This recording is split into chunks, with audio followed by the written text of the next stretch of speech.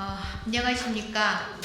오늘 반인권 내란 세력 김용원 의원의 사퇴와 국가인권위원회 정상화를 촉구하는 기자회견을 주최한 인권위원회 출신 소리로 보는 시각장애인 서미화 의원입니다. 지난주 금요일 최혜병 특검이 수사를 마무리했습니다. 대통령실, 국방부, 해병대 등으로 이어진 수사 외압이 확인됐고 박종훈 대령을 항명 수괴로 몰아 조직적으로 은폐하려고 했던 실체도 드러났습니다. 하지만 박종훈 대령 긴급구제 안건을 기각시킨 국가인권위원회 김용원 의원은 증거 불충분으로 불기소되었습니다. 외압이 분명하지만 실체적 증거가 없는 것이 한계였습니다. 김용원 의원의 끊임없는 증거인멸 시도로 범죄가 은폐되었고 결국 안타까운 결과를 초래했습니다. 그러나 아직 수사가 끝난 것이 아닙니다. 이미 김용원 의원은 내란 선전죄로 내란 특검에 고발되었고 특검에서 다루지 못한 직무이기 혐의는 국수본으로 이첩될 예정입니다. 버꾸라지 김용원의 얄팍한 권모술수로 국민을 속일 수는 없습니다. 국수본은 신속히 김용원 의원을 조사하고 엄정한 법 집행을 착수해 주시기 바랍니다. 인권위원회 직무를 망각하고 내란 세력과 공조해서 피해자의 인권을 짓밟은 자가 가야 할 곳은 법정임을 다시 한번 강조하면서 기자회견을 시작하도록 하겠습니다. 함께 하신 의원님들을 소개해 드리겠습니다. 내란 특검 특위위원장이신 김병주 최고위원님 오셨습니다. 내란 특검 대응 특위 이윤기 의원님 오셨습니다. 다음은 기자회견문 낭독이 있겠는데요. 이윤기, 오세훈 의원님, 이성윤 의원님 순으로 낭독해 주시고 우리 김병주 의원님 마지막 발언해 주시는 순으로 진행하도록 하겠습니다. 네. 반인권 내란 세력 김용원 의원은 즉각 사퇴하라.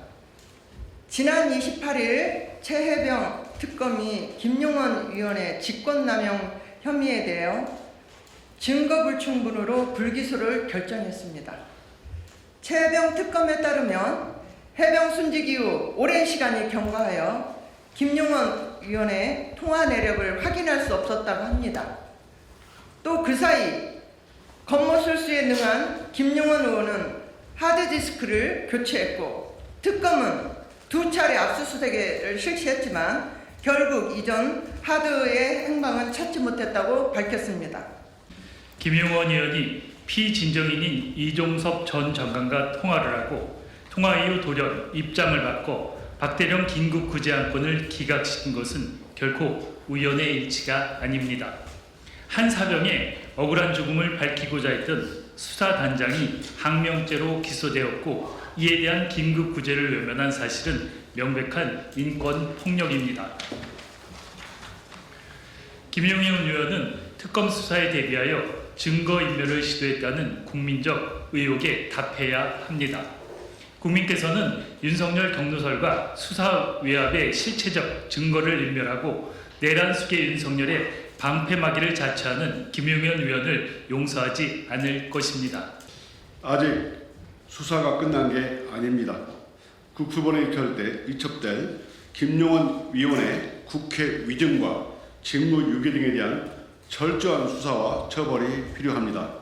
머지않아 특검을 바퀴벌레 취급했던 김용원의 죄상이 국민 앞에 낱낱이 드러날 것입니다. 김용원 의원은 모든 혐의에서 벗어난 것처럼 기고만장하지 마십시오. 헌재를 겁박하며 헌정과 법치를 파괴한 김용원 의원의 내란 선전성동 혐의는 차고 넘칩니다.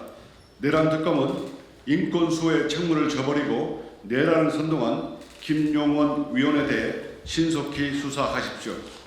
끝으로 김용원 의원에게 경고합니다. 인권위는 김용원 의원의 안위를 지켜주는 절대 권력이 아닙니다. 개인의 안위를 위해 국민과 국회를 향해 총구리를 들어댄 윤석열의 말로를 기억하십시오. 더 이상 인권위의 존립을 흔들지 말고 사퇴하십시오. 그것이 국가인권위를 내란수계의 방패막이가 아니라 인권의 최후 보루로 돌려놓는 길입니다. 더불어민주당은 순직해병 사건의 의혹이 단 하나도 남지 않도록 온전한 진실규명과 책임자 처벌을 위해 끝까지 싸우겠습니다. 2025년 12월 1일 더불어민주당 국회의원 서미아, 김병주, 이훈기, 오세희, 이성윤, 박희성 이사입니다. 감사합니다.